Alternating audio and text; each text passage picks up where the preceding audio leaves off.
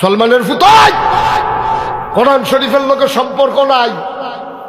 মোবাইলে হঠাইয়া বইস, সকাল সন্ধ্যা 24টা ঘন্টা মোবাইল, ঘুমেরতে বাইতে যে উঠটা মোবাইল, টেলিভিশন তখন আর কেউ ধরে না, তখন খালি মোবাইল আর মোবাইল।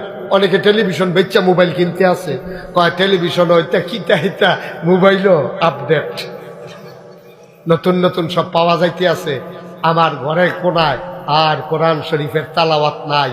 আমার মায়েরা সকালবেলা উঠে আর কোরআন তেলাওয়াত করে না। আমার বাবারা মসজিদে নামাজ শেষ করে কোরআন আর পড়ে না।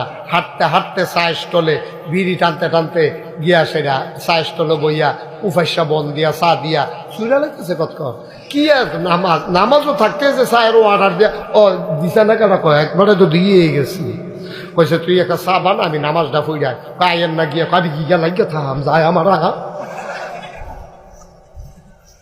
এই বাটফারের নামাজের নমুনা কিরকম বলবো আপনারা রান্তাস যেতে কয় সারা বানা আমি নামাজটা পড়াই, হেতে কিরা নামাজ এটা এই কারবার চলতে আছে। আল্লাহ দেখে কখন আপনারে খাওয়ায়ও, আপনাকে ভালা নবী ভাইয়া ইসলাম কপালটা ভালা নবীর উচিলায় আল্লাহর মায়ায় খাইয়া গেলেন আর কি, না হইলে কপালও খানা থাহনের কথা না, ঠিক কিনা কয়।